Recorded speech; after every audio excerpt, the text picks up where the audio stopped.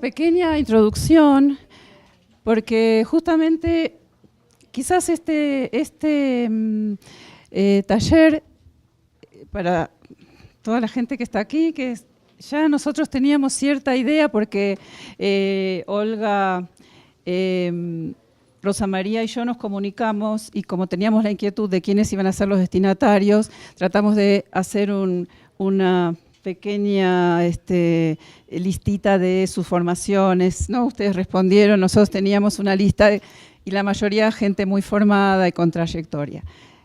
Entonces, después de la jornada de la mañana, lo que también vemos es que muchos de los temas ya se trataron. Lo que a mí me parece que es importante, por lo menos para lo cual, yo lo hago, no te preocupes. Sí, porque así me voy a mi ritmo. Lo que queríamos hacer es justamente una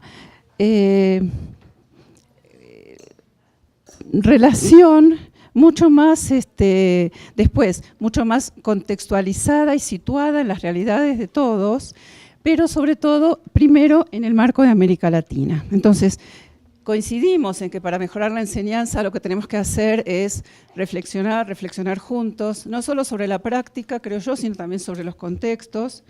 Ay, disculpe, pero yo me agito, no sé si es la altura o los nervios, porque acá hay gente muy capacitada, debe ser la altura. Pero una de las cosas primeras que nosotras pensamos también es que desde el punto de vista del derecho a la educación y desde el punto de vista de una educación situada, tenemos que saber quiénes son nuestros estudiantes. Entonces ustedes van a ver que en esta presentación, en algunos lugares va a decir los estudiantes de educación superior. Y en otros no va a decir nada, porque lo que nosotros pensamos es que nosotros tenemos también que tener en cuenta a quiénes va dedicado la enseñanza y las estrategias que tengan los futuros docentes. Entonces ya no va a ser dirigido solo para los estudiantes de profesorado, sino para sus estudiantes, los que tengan. Y que ellos, como decía esta mañana el colega, les tendrán que inocular de algún modo. Nosotros hablamos de también los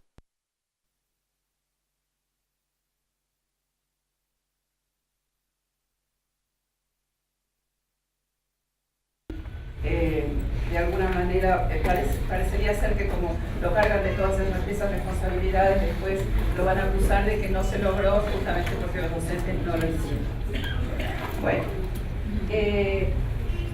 otra de las cuestiones es que si pensamos en los estudiantes, vamos a tener en cuenta sus experiencias, sus intereses, sus potencialidades y los límites, que es algo que también dijo el colega esta mañana, y también digamos, el desafío es atender a esa heterogeneidad, porque una cosa es decir heterogeneidad en abstracto y otra cosa es entenderse con los grupos diferentes que tenemos de estudiantes.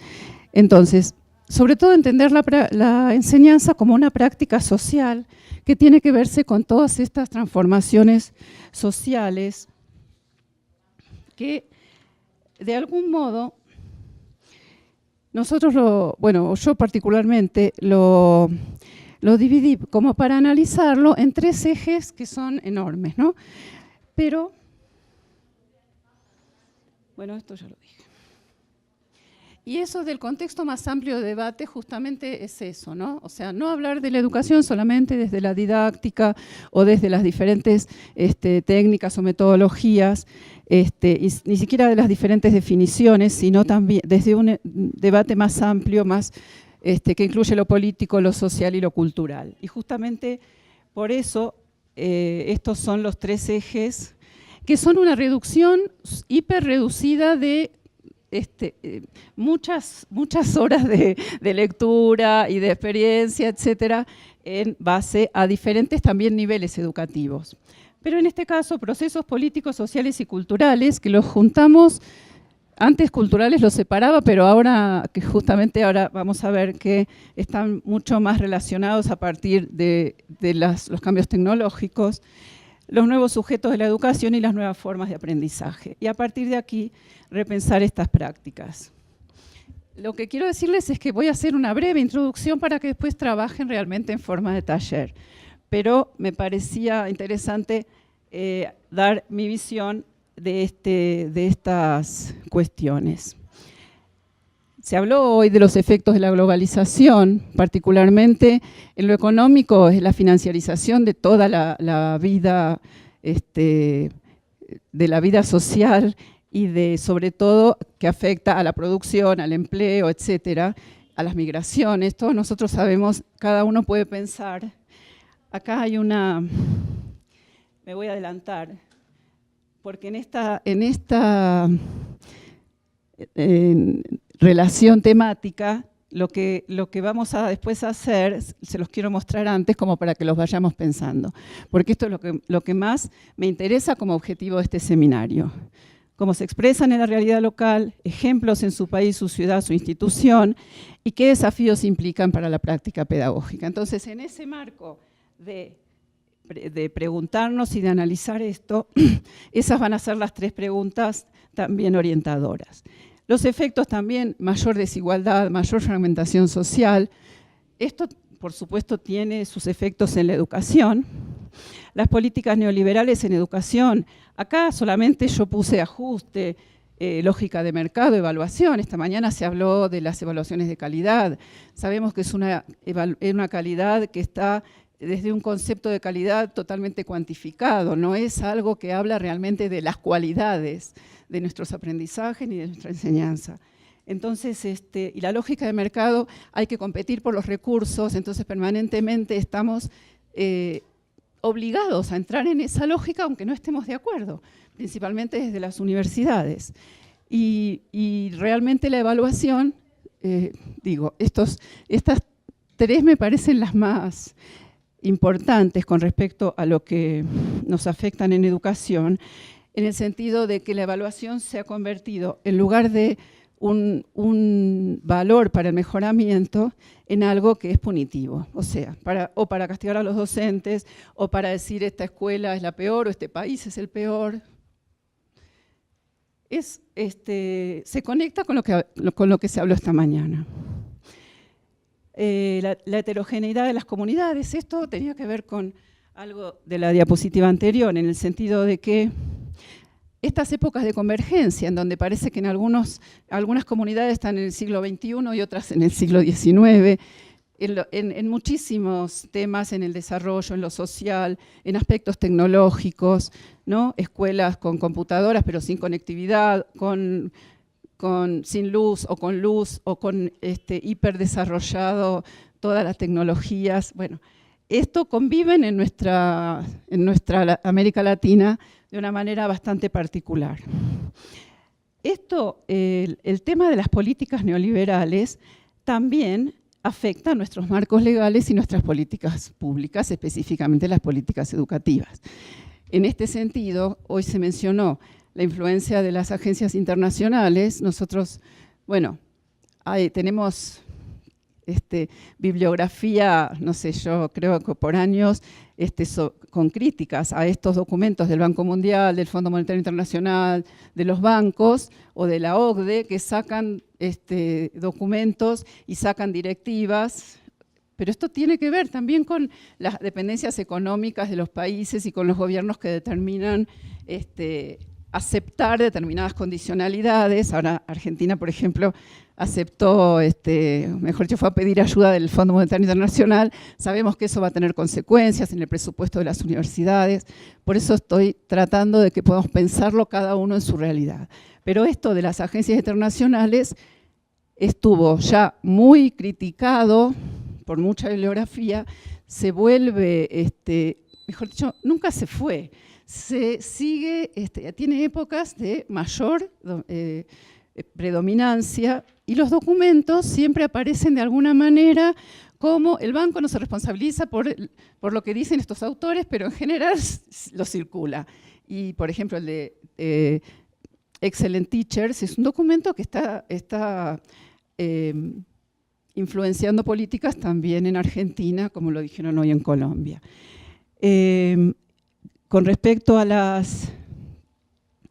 a las políticas de educación, algo que no se dijo hoy, porque hoy se habló de la competitividad, de la eficiencia, algo que en Argentina, por ejemplo, se está imponiendo mucho, es el emprendedorismo. O sea, la gente tiene que estudiar para ser libre emprendedor y buscarse la vida como pueda, en realidad, pero dicho en un vocabulario mucho más, diría yo, eufemista, sí.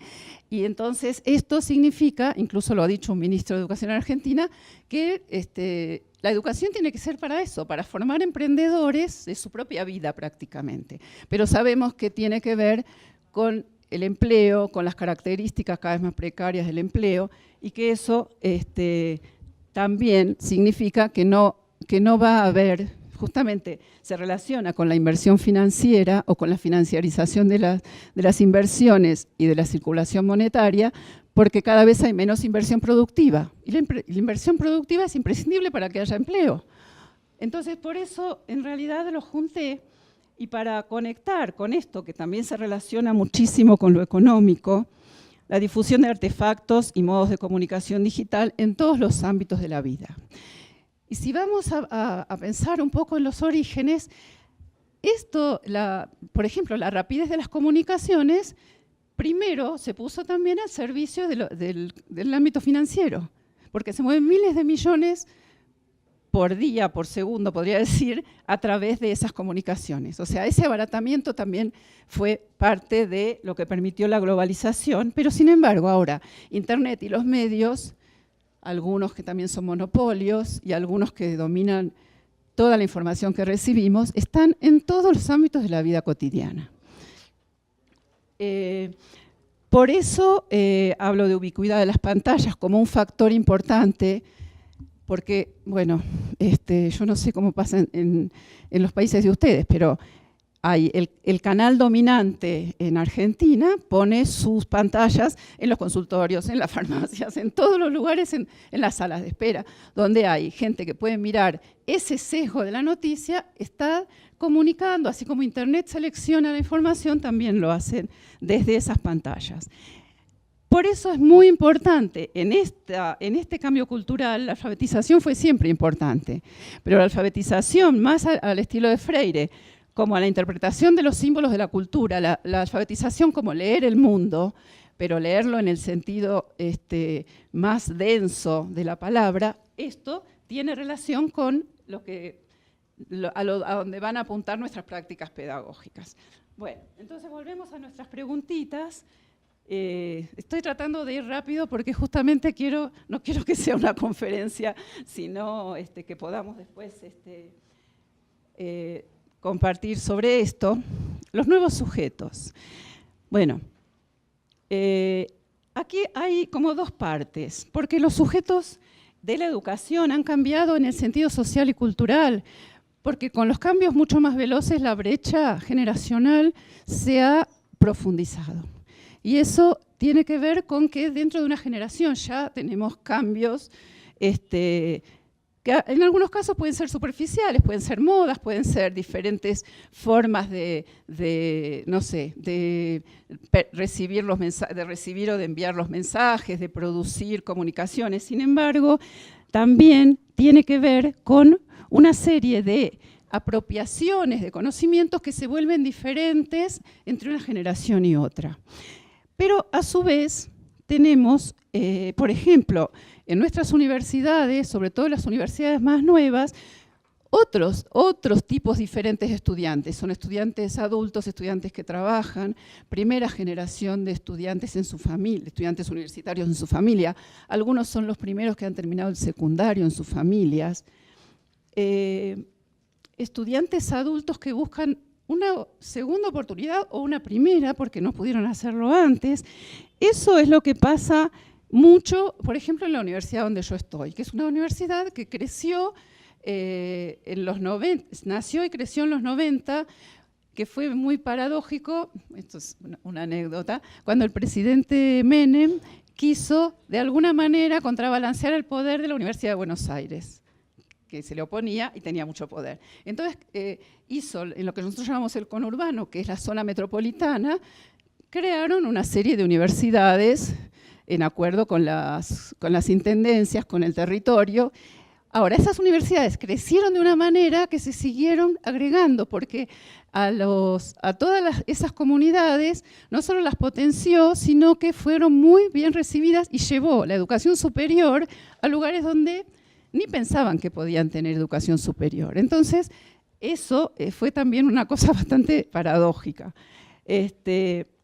Bueno, en general, uno de los temas que tiene que ver con esta transición, como yo le llamo, creo que las transiciones siempre llevan mucho más tiempo, por eso es la pretensión de que ya cambie la formación, ya mejore la educación, ya... yo subí un artículo a la plataforma, gracias, que dice algo así como las escuelas son más democráticas que la sociedad. Pero tiene que ver con que los realmente reflejan nuestras sociedades, o sea, le pedimos a la escuela una serie de cosas que, digamos, la crisis es de la sociedad, no es de la escuela. Y la escuela no la puede reparar, puede hacer algunas cosas. Las tensiones con el rol docente se agudizan en este sentido. Los docentes sienten que no están suficientemente formados, tienen mucho malestar por las condiciones de trabajo, tienen la necesidad también de formar parte de colectivos, pero por otro lado hay mucha tradición, como decía el colega hoy, mucha tradición individual, o sea, cada maestrito con su librito. ¿Y cómo se hace para formar ese colectivo? Además con condiciones que son muy difíciles. Nosotros en Argentina tenemos mucho todavía de esas instituciones con cargos de pocas horas en donde el docente tiene que irse a otra escuela para poder completar su salario mensual. Bueno, rápidamente para pasar, vuelvo a pasar las preguntas, que eso va a ser parte del trabajo de taller. El último de los ejes, las nuevas formas de construcción del conocimiento. Esto creo que todos lo conocemos de algún modo, solamente está un poco sistematizado, ¿no? A raíz justamente de la moda, la cultura videoclip, la cultura de las pantallas, etcétera. Hay mucha más exploración, más fragmentación, más dispersión, inmediatez, porque realmente nos hemos acostumbrado a que inmediatamente googleamos, linkeamos con lo que necesitamos saber. Pero justamente un problema es que los usos de las TIC, tecnologías de la información y la comunicación, son muchísimo más para el entretenimiento y para lo social que para el conocimiento. Pero eso no se da principalmente en los jóvenes y en los niños, pero los adultos también y los docentes principalmente, porque hay una dificultad. Nosotros hemos tenido presiones enormes en Argentina hacia los docentes para que utilicen las tecnologías. Y también hubo una época en que se les brindaba muchísima capacitación. Sin embargo, es algo completamente, habría que pensarlo de otra manera. Porque justamente, si se pudiera trabajar en colectivo, en grupo siempre, sería una muy buena cosa. Pero trabajando individualmente, armar con todos los contenidos curriculares, clases, utilizando diferentes estrategias, diferentes herramientas, haciendo de cada contenido un contenido interesante, atractivo, etcétera, eso lleva un trabajo enorme. No es... O sea, por supuesto hay muchas propuestas en la web, nosotros tenemos, incluso desde el Ministerio de Educación había cantidades de propuestas, pero las propuestas hay que adaptarlas. No se puede meter así como si fuera una fotocopia, le doy a todos lo mismo, o les doy el mismo video a todos, y eso me sirve. Entonces, este uso de las tecnologías creo que todavía va a tener que ser repensado en el sentido pedagógico, lo digo, porque justamente en la medida en que el trabajo siga siendo individual, esto no se puede lograr de una manera realmente aprovechable. Y retomo lo que decía el colega, mayor afectividad, tiene que ver la afectividad. Yo sí también creo que hay cosas que no se aprenden sin repetirlas. Yo he tratado de tocar la guitarra sin repetir muchas veces lo mismo y te aseguro que no aprendo. Quiero decir que la mayor afectividad quiere decir que antes no se contemplaba para nada y ahora ya sabemos, además por la difusión de los derechos de los niños, por la difusión justamente de que tenemos que atender a múltiples dimensiones. En ese sentido se toma también la afectividad, que también lo conocemos de hace mucho. Trabaja mucho más con los pares, tampoco quiere decir que solo aprendan con los pares, porque tenemos en investigaciones la muestra de que los chicos aprenden de los hermanos mayores, de los padres, depende en qué contexto ellos puedan hacerlo. Y después, lo que es el edutainment y la gamificación, que el colega va a hablar mañana, pero esto es muy fuerte, o sea, pretenden que las escuelas sean lugares de entretenimiento en donde todo se aprenda con placer. La verdad, yo tampoco creo que sea posible, pero sin embargo creo que podríamos llegar a mejorar creo que la base de todo esto es la posibilidad de conocer más lo que hacen nuestros estudiantes, ya sea los jóvenes o los niños, de que ellos a su vez puedan conocer a sus estudiantes y también tratar de ser conscientes de que nosotros, como docentes, como adultos, tenemos la posibilidad y la obligación de orientarlos en una serie de cuestiones que tienen que ver con los criterios de selección, con cómo se elabora y reelabora la información, los diferentes puntos de vista, etcétera, que muchas veces cuando se dice sí, porque los nativos digitales o los inmigrantes digitales, no se tiene en cuenta que, o sea, esto es bastante peyorativo, que los adultos somos inmigrantes, porque hace ya muchos años que la cultura de la tecnología está entre nosotros, y entonces creo que realmente tendríamos que poder revalorizar los conocimientos que son absolutamente necesarios para un uso de la tecnología que sea pedagógico. Bueno, hasta acá, estas serían un poco las ideas para poder repensar las prácticas pedagógicas en el sentido de hacia dónde, ¿no? El vínculo pedagógico, bueno, no voy a leer todo lo que dice, creo que en función de esto y de nuestras preguntas, a mí me gustaría, ya son 3:15, ¿cuánto tenemos? Hasta las 4. Bueno, la idea es, como aquí hay gente que hay personas que son del mismo país, a mí me gustaría que se junten los que son del mismo país, quizás grupos de 1 o 2 países, un rato, con base en las 3 preguntas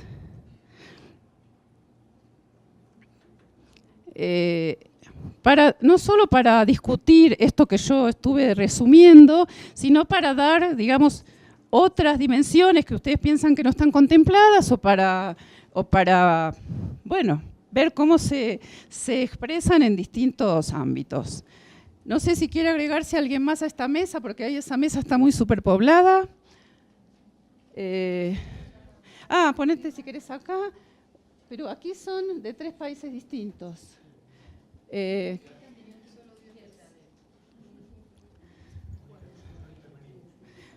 Bueno, entonces, ¿cómo se pueden juntar ustedes? ¿Aquí de qué países hay? ¿Ecuador? Claro, en lo posible se juntan por país y se juntan con otros. Si están sueltos, juntas. Claro, para poder conversarlo del mismo país. ¿Qué más se junta? Entonces, lo que yo les pido es que respondan quizás en orden a las 3, o por lo menos a alguna de estas preguntas. Si puede ser a las 3, mejor. A las 3 preguntas. Empezamos a discutir y a conocernos también y a poder meternos más en otras dimensiones de los temas. Vamos a hacer así, yo les voy pasando el micrófono porque eso es importante para la filmación. Entonces, ¿quieren empezar? Digan de dónde son y todo. Ya. A ver. Nosotros somos de Ecuador y estamos de 3 universidades, 2 de las cuales somos públicas y la tercera es la universidad exclusivamente de formación de profesores. Con respecto a la primera pregunta, en el eje político, Ecuador desde 2010 tuvo una implementación de la Ley de la Educación Superior. En 8 años, la semana pasada, esta ley tuvo una reforma de más del 80%. Estos cambios, tanto en el marco legal, han generado que las universidades ahora tengan que hacer una reestructuración no solo de sus estatutos, sus reglamentos internos y de todos los procedimientos que ya estaban implicados, está aplicándose de acuerdo a la nueva ley. La nueva ley, el cambio de la ley es muy amplio y afecta no solamente a la comunidad universitaria, sino a los alumnos que van a venir de la educación media. Con respecto a lo que es ciencias de la educación, en mi facultad y en relación en mi zona, que es Manabí, tenemos muchos alumnos, pero nos topamos con una realidad con el compañero cuya única razón de su universidad es formar docentes. A ellos no se les ha presentado el problema, las políticas públicas ha impulsado la universidad, que es una universidad que tiene pocos años de creación. En cambio, las universidades que ya teníamos un buen tiempo funcionando con la Facultad de Ciencia de la Educación, nos afectó porque la calificación que los estudiantes tenían que lograr para ingresar a la Facultad de Ciencia de la Educación estaba al mismo nivel que lo que necesitaban para ingresar a lo de Ciencias Médicas. Eso generó, lógicamente, una migración de los estudiantes de Ciencia de la Educación a Ciencias Médicas, porque todos los chicos valoraban cuánto voy a ganar como profesor y cuánto voy a ganar como médico. Tanto que tuvo la Facultad de Ciencias Médicas a nivel nacional de todo el Ecuador presentar una reestructuración en su oferta académica y hacerla de alguna manera más atractiva. Pero ¿cuál es el vacío legal que existe? Que tal vez la nueva ley lo vaya a solucionar.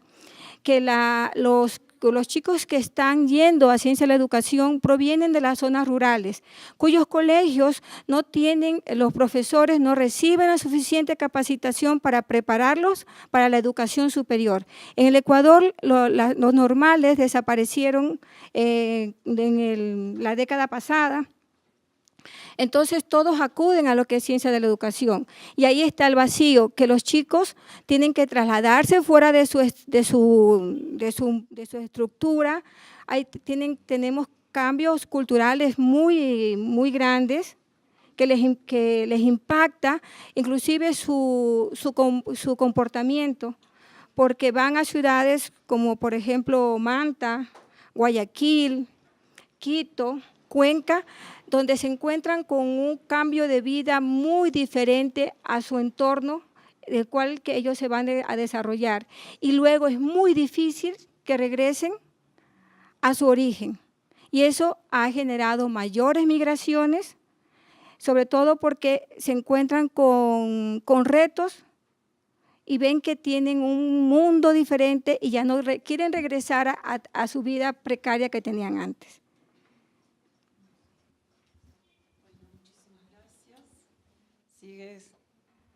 Están bien, ¿no? ¿Quieren seguir ustedes? Bueno, nosotros por región estamos con unas compañeras de la Universidad Autónoma de Asunción y la Universidad del Cono Sur de las Américas, que son universidades privadas en Paraguay, y está pues nosotros de aquí de Colombia. Pedagógica y Escuela Normal Surcolombia y la Universidad Surcolombiana.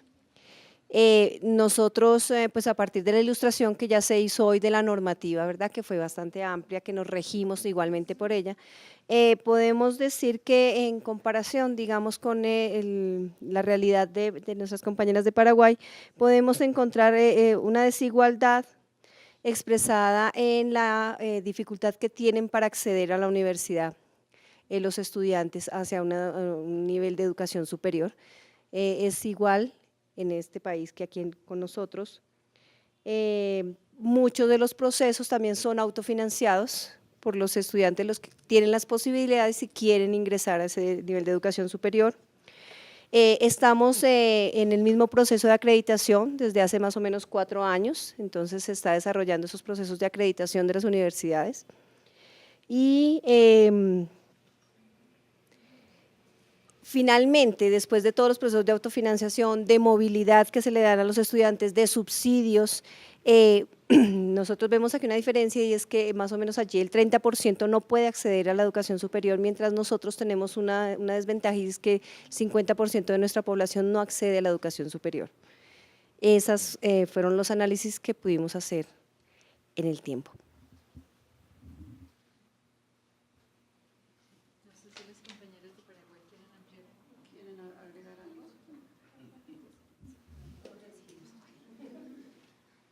Gracias. Bien, pues en este equipo trabajamos 2 países, Honduras y México. Los compañeros todos somos de universidades públicas y comenzamos intercambiando ideas sobre este eje de nuevos sujetos de la educación, pero también nos dimos cuenta que todos los ejes están pues interconectados en cuanto a los procesos políticos, sociales y culturales que nos están afectando.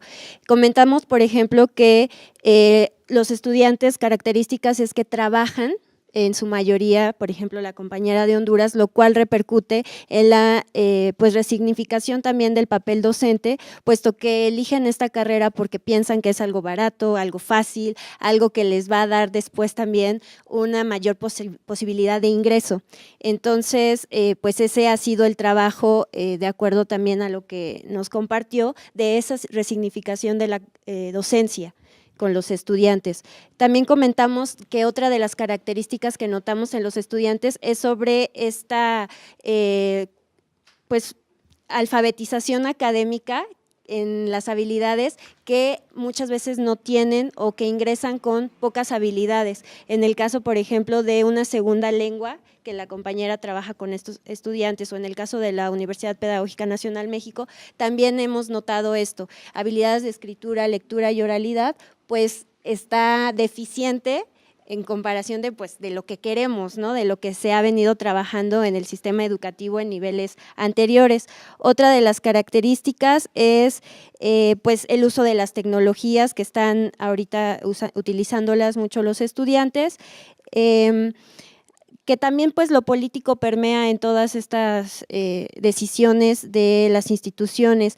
Por ejemplo, el hecho de que el promedio se haya subido para el ingreso en las normales, de que ahora ya es un requisito que tengan un promedio de 8, pues también es algo que está impactando, porque pues un estudiante que tiene 7.9 de promedio y quiere ser docente, ya no ingresa. Entonces, eso es algo que también notamos. La educación media, de la educación media, tiene que graduarse con promedio superior a 8 en una escala 10. En la escuela normal, para ingresar a las escuelas normales. En el Ecuador es más alto. En el Ecuador, para que puedan estudiar una carrera de educación necesitan 900 puntos a 1000. Sobre 1000. Sobre 1000. ¿Desde cuándo? ¿Hace mucho o hace poco? Hace 10 años. Sí, pero es el promedio de media normal, el de ellos de admisión en la universidad. Para la admisión a la universidad o en la media. Para que puedan estudiar la carrera de educación. Sí, pero el secundario, la escuela media. Tienen que sacar 900 cuando salen de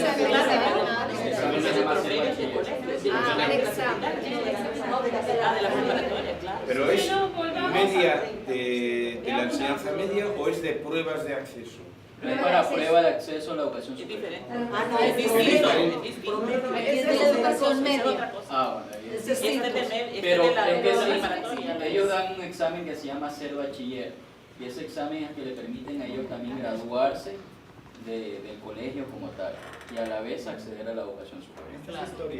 Repito, no hables sin el micrófono porque no va a quedar registrado. No vas a quedar registrado. Bueno, Entonces se lo pido. Sí, ok, gracias. En este caso, en las normales en México, es uno de los requisitos para poder tener el derecho de ingresar a la normal. no es con puntos. Aparte ellos presentan su examen de admisión y depende de la puntuación, entonces ellos logran. O sea, son varios pasos que tienen que ellos, a partir de una selección, para que puedan ellos ingresar. Más aparte, cuando terminan su carrera profesional, tienen un examen de oposición para poder ingresar al servicio. Compiten con profesionistas de universidades. Entonces, eso es lo que a veces, lo que desalienta muchas veces a los jóvenes a entrar a ser docentes. Y como yo les comenté, hubo un incidente que tuvieron 7.9 y no lo admitieron. No lo permitieron y nosotros decimos que ese joven tiene vocación porque insistía, estuvo hablando, estuvo tratando de ingresar y no se le dio la oportunidad. ¿Sí? Políticas de nuestro país.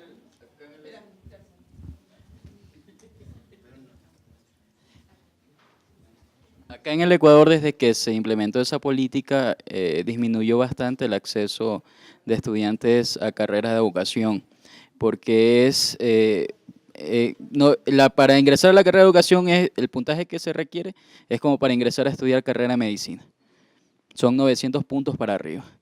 Y muchos estudiantes lamentablemente ven sus sueños truncados porque sacan menos del puntaje requerido y automáticamente el sistema lo que hace es repartirlos a otras carreras que no es la vocación de ellos, y muchos de ellos pues al primer, máximo segundo año de estudio fracasan y dejan básicamente el estudio de la educación superior.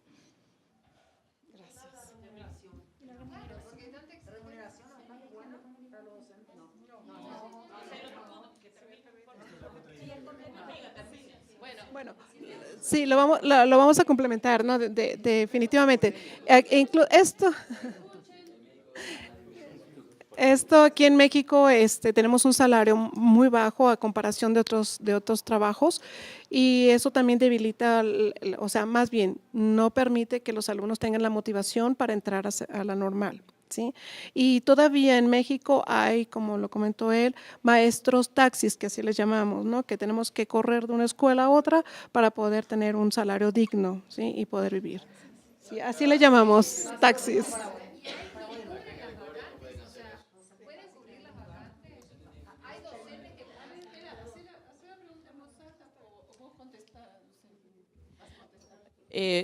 Bueno, sí, solo para cerrar con la participación de nuestro grupo y para poder dar un poco de respuesta, el otro tema que también es un tema que está vinculado a que la carrera docente para ser estudiada sea atractiva, es cómo articular lo que las universidades hacemos con las políticas de Estado, ¿no? Porque, por ejemplo, en el caso de Honduras, los profesores en servicio, que son los profesores que se insertan laboralmente desde prebásica hasta educación secundaria, tienen más de 10 años de no recibir un aumento salarial, lo cual implica que eso hace que no se convierta en una carrera atractiva. Todos los beneficios que en algún momento nos distinguió a nivel de Centroamérica en el tema de inserción laboral, hoy en día ya no los tenemos. El tema de la jubilación, de las pensiones, de las recompensas, los estímulos por méritos profesionales, todo eso ya no existe. Entonces, de alguna manera, eso vino a mellar este tema de la aspiración. Por otro lado, discutíamos aquí que el modelo del formador de formadores también tiene una implicación. Un profesor universitario que nunca ha transitado por el sistema educativo, difícilmente puede construir en un imaginario lo que el profesor vive en la realidad del sistema. Cuando el profesor universitario tiene otras prebendas y otros salarios estratosféricos en relación a lo que el profesor gana. En México, un profesor de básica anda alrededor de $336, dice la compañera. En Honduras tenemos un sueldo base para un licenciado en educación que trabaja en básica y anda alrededor de los $550. Pero, ¿cuánto tiempo tiene que pasar para que esos $550 le ajusten, si es que en realidad le ajustan, ¿no? Y sí tenemos el concurso a plazas docentes permanentes y ahora con la nueva ley de educación que se aprobó en el año 2012, todas las condiciones de la carrera docente cambiaron a nivel del sistema, que no se implican directamente con lo que sucede en el mundo de las universidades. Muchas gracias.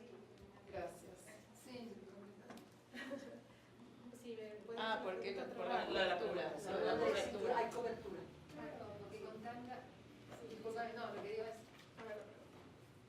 Lo que yo digo es que con tantas demandas, digamos, tanta exigencia para ingresar a la carrera, cada vez hay menos, como ustedes decían, y yo pregunto si con los docentes que hay cubren las plazas, porque en Argentina cada vez es más difícil de cubrir las plazas, por eso pregunto.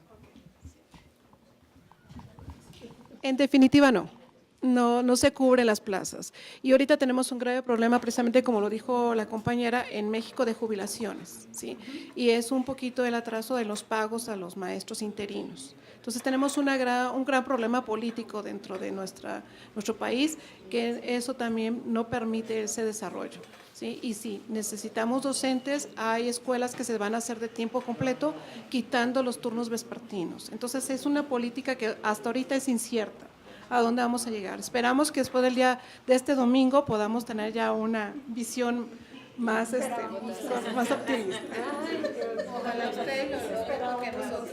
Bueno, el último grupo, quería decir algo que habíamos comentado incluso con otra colega de Colombia con respecto a esto de no cubrir las plazas, porque está habiendo en todos los países, no sé si ustedes conocen una fundación, Teach for America o Enseñar por Argentina, Enseñar por Chile, que están como formando voluntarios para cubrir roles docentes cuando no tienen ni la formación ni toda esta...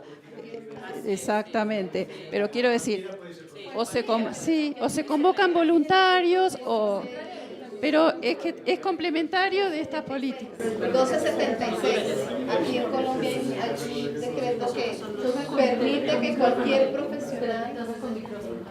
Con micrófono. Espera. Que si quieren, terminándose, si quieren comentar. Bueno, hago un comentario del grupo. Acá estuvimos trabajando en conjunto. Sí, Bolivia. De Bolivia hay 3 colegas que son de la Universidad de Udabol, de Loyola, que son universidades privadas que no están formando parte de lo que se llama el Comité Ejecutivo de la Comunidad Boliviana.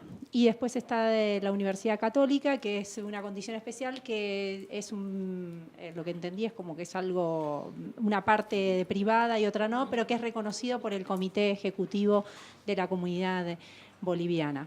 Trabajamos en la primera dimensión sobre los vinculados a los contextos políticos, sociales y culturales, y ahí encontramos una gran diferencia entre Argentina y Bolivia. En Argentina nosotros tuvimos la Ley de Educación Nacional en el 2006, después se creó el Instituto Nacional de Formación Docente en el Ministerio de Educación en el 2007. Esto permitió dar un tratamiento o dar lugar a cierta reflexión respecto de lo que es la práctica docente. Se creó un programa que se llama Nuestra Escuela, que permitió también llegar a docentes de todo el país en vinculación con el programa Conectar Igualdad, que entregaba notebooks a los docentes, y esto permitía que gente que vive en provincias y en lugares de poca llegada a centros urbanos pueda estar conectado y tener acceso a procesos formativos que se brindaban todo vía virtual por Nuestra Escuela. Y después a fines del 2015, con el cambio de gestión del gobierno, se ve claramente un proceso de deshacer, digamos, lo que es hoy por hoy el Instituto de Formación Docente, de ir desmenuzando todo lo que es, reduciendo lo que es el programa Nuestra Escuela. Se empezaron a implementar algo que se venía hablando sobre el tema de la evaluación, porque es necesaria, pero se implementó las evaluaciones a aprender para medir el rendimiento de los pibes y quedar puesto ahí como en tela de juicio la calidad docente de nuestros docentes. Y también está la evaluación Enseñar, que es la evaluación que se le toma a los estudiantes de nivel de los institutos de formación, los institutos superiores de formación docente.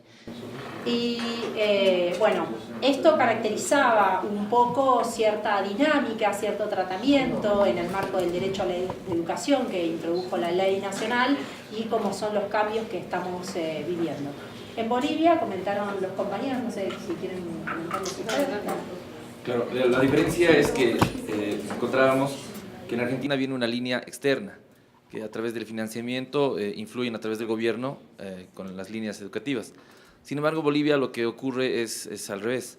La política de gobierno ha obligado a que se cierre toda la oferta privada en términos de formación docente y se ha concentrado en el aparato estatal. El Ministerio de Educación en ese sentido es quien controla todo este sistema. Sin embargo, aquí viene un tema bien complejo, porque al ser una especie de botín político, el tema del mérito para ser profesor se ha eliminado.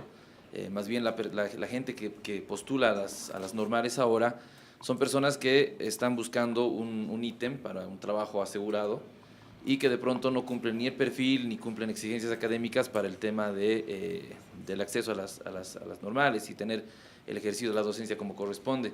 Conversábamos en tono de broma cuando se ha puesto algún tipo de parámetro hace un par de años en cuanto a calificación, y las personas que no calificaron por dar un buen examen y no lograr la nota mínima de acceso, con una huelga de hambre y movilizaciones sociales han logrado que todos ingresen. Entonces, ahora el mérito en las normales, lastimosamente por la influencia política, ha convertido este escenario en un tema de libre acceso y un nivel de exigencia bajo, y obviamente los efectos aún no se están percibiendo en nuestro país, en Bolivia, pero sí en el mediano plazo me imagino que sí va a tener una repercusión bastante fuerte, porque primero son personas que de pronto no cumplen un perfil en cuanto a lo que significa el requisito básico para ser docente. Después y simplemente es un paso por la normal, no existe un parámetro claro de control de calidad, y obviamente las personas que van a titularse en el corto plazo o en el mediano plazo van a empezar a formar ya en el campo. Entonces seguro que vamos a tener los efectos de estas decisiones políticas que tiene el gobierno, y obviamente ya existirán los problemas a futuro. La diferencia es que no existe una consulta, esto es una postura unilateral del gobierno, y por las características que está atravesando el país, esto no tiene un cambio. Entonces esa es la complejidad que nosotros identificamos en nuestro país en cuanto al tema de influencia política.